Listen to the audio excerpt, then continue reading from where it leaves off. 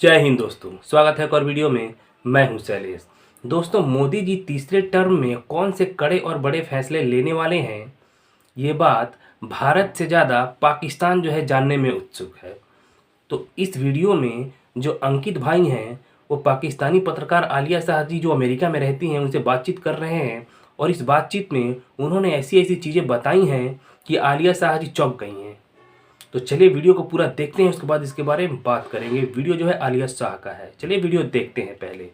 हमारे सामने क्या नक्शा आया है कि कौन आ रहा है। देखिए आलिया जी, इसमें तो कोई दो मत नहीं है कि मोदी जी वापस आ रहे हैं और थंपिंग मेजोरिटी के साथ वापस आएंगे।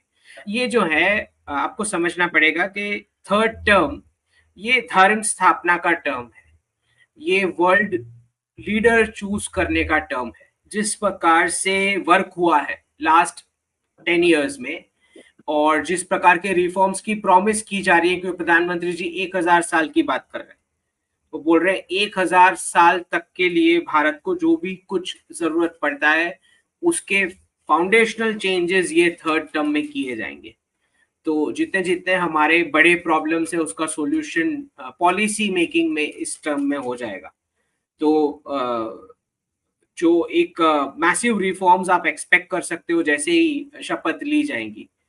और प्रधानमंत्री जी जैसे मैं बताता हूँ कि डेट वाइज प्लान रखते हैं 2047 तक का पूरे राष्ट्र के लिए। तो बॉर्डर्स भी आप चेंज होती हुई देख पाओगे ये थर्ड टर्म में, क्योंकि वो जो नई पार्लियामेंट बनी है वो अखंड भारत के लिए बनी है, भारत के लिए नहीं बनी, वो पूरे अखंड भारत के लिए बनी है।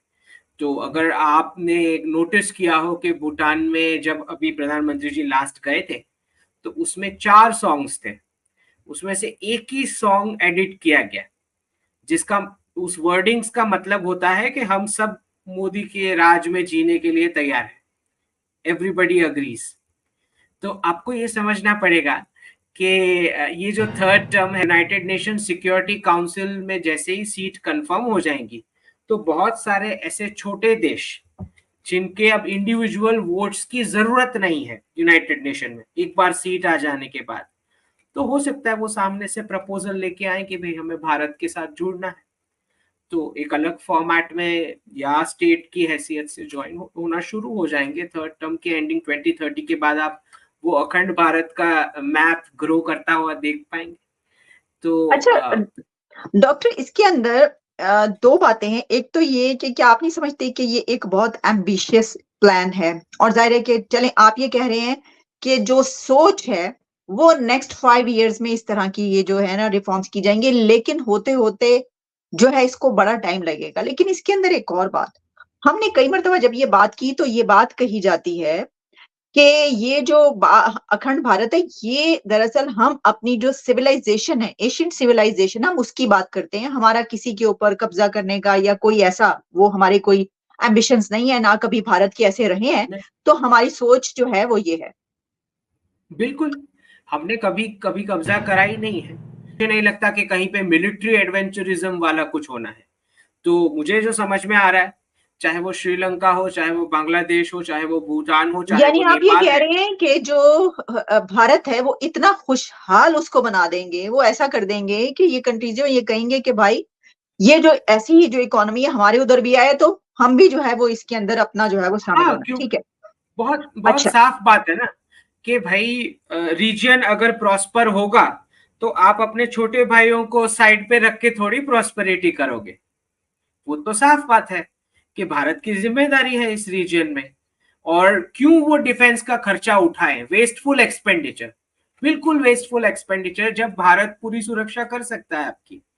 तो ये छोटे देश जो भारत की ओर देखते हैं, अब नेपाल का आप एग्जांपल ले लो, जिसके पास सी रूट्स नहीं है। ट्रेड अगर कुछ करना है तो एक तरफ चाइना है, दूसरी तरफ भारत है।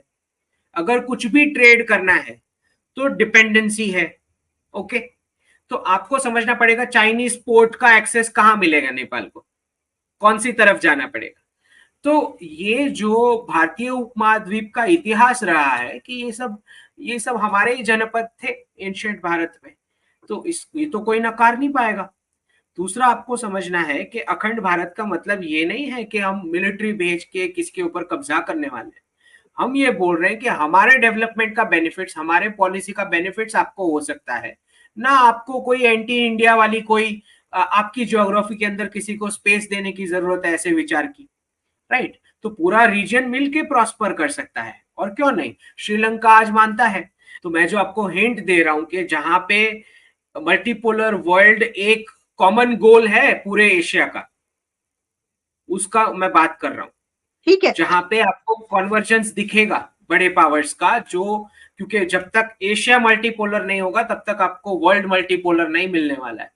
तो भारत, चाइना और रशिया को ये विजडम दिखाना पड़ेगा कि भाई हम समझ लें कि कौन से रीजन में किसी ने इंटरफियर नहीं करना है, किस हद तक करना है, मल्टीपोलरिटी में लेके जाना है।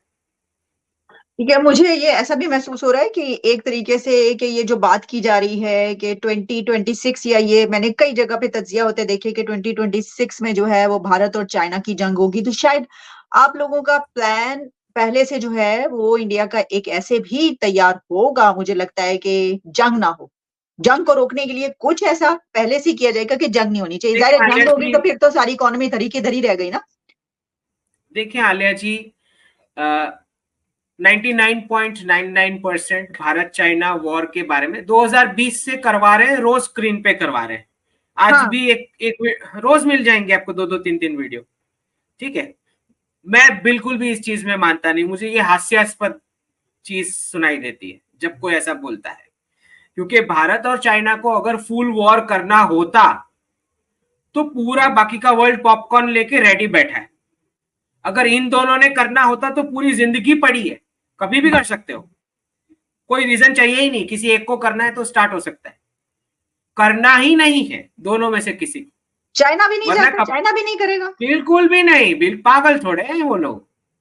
तो ये बड़ी बेवकूफाना बातें जो मीडिया में एक्सपर्ट्स में चलती रहती है, मैं बिल्कुल इनको रोज मैं बताता हूं कि भाई तुम सुनो तो जयशंकर जी क्या बोल रहे हैं। पिछले 7 साल से, जितने टाइम से जयशंकर जी आए हैं, उनकी स्पीच का एनालिसिस तो करो। वो 70% वेस्टर्न हेजीमोनी की बात कर रहे हैं। अगर एलएसी स्टैंड ऑफ उतना सीरियस होता तो वेस्ट में जाके, वेस्ट के स्टेज पे आप हेजीमोनी कैसे बात कर सकते हो? तो इनको अच्छा, नहीं समझ में आ रहा है, ये लोग जो भी बोल रहे हैं उनको ठीक है। पता ही हाँ, नहीं है कि वॉर क्या होता है। दोस्तों इस वीडियो में अंकित भाई ने बताया कि मोदी जी के इस टर्म में बॉर्डर भी चेंज होंगे। अब भाई बॉर्डर कैसे चेंज होंगे?